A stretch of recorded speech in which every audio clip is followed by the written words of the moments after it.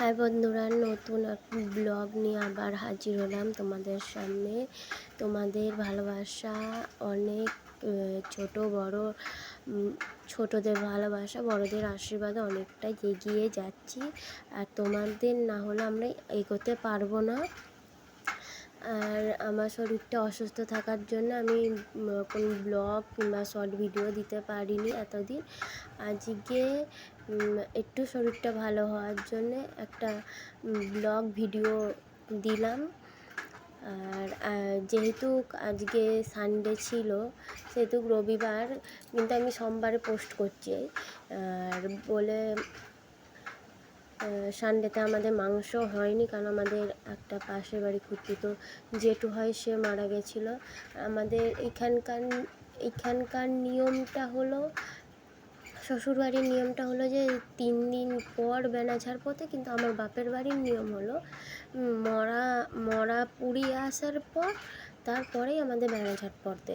কিন্তু আমাদের এখানে নিয়ম, যতক্ষণ না মেয়ে আর ভাগ্নি যাক একটা জল পড়ছে না, একটা কাজ হয়, যতক্ষণ না করছে না ততক্ষণ বেনাঝাড় পোঁতা যায় না। যেহেতু পোঁতা যায় না বলে আমরা 3 দিন মাংসটা খেতে পারি না, মাংসটা খেতে পারি না, কিন্তু মাছ ডিমটা চলে, মাংস খাওয়া যায় না। আর তারপর একটু তোমার দাদা ব্যস্ত ছিল, আজকে রবিবার বলে এসলো, দেখে গেল কি রান্না হচ্ছে, ওই জন্য দেরি হয়ে গেছে বলে ঘরেতে সয়াবিন ছিল, সয়াবিন তরকারি ভাত করে ফেললাম ঝটাপট করে। আর কে কে সয়াবিন খেতে ভালোবাসো একটু বলবে।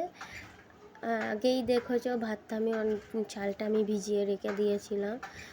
অনেকগুলো নোংরা থাকে, চাল থেকে বেরিয়ে যায়, একবার পরিষ্কার করে ধুলে ভাতটাও তাড়াতাড়ি হয়, আর চাল থেকে যা নোংরা থাকে সেগুলো সব চলে যায়। তরকারির কালারটা কেমন হয়েছে সবাই বলবে। আমার ভাত এদিকে রেডিও হয়েছে, এবার ফ্যান ঝাড়াবো। মেয়েটা খাওয়ার জন্যে খুব বায়না করছিল, মেয়েটাকেও খেতে দেবো। এবার এই যে খেলনা নিয়ে এসেছে, খেলনা ঠিক করে দিতে হবে। আমি খেলনাটা ঠিক করছিলাম আর রান্না করছিলাম। খেলনাটা ঠিক করে দিতে যে ছুটে পালিয়ে গেছে, আর একবার এলো, এসে দেখে চলে গেল। আমার রান্না মোটামুটি কমপ্লিট। এই যে ভাত বাড়লাম আর তরকারিটা এই দিলাম। ভিডিওটা ভালো লাগলে অবশ্যই শেয়ার লাইক করে যেও। টাটা আজকের মতো।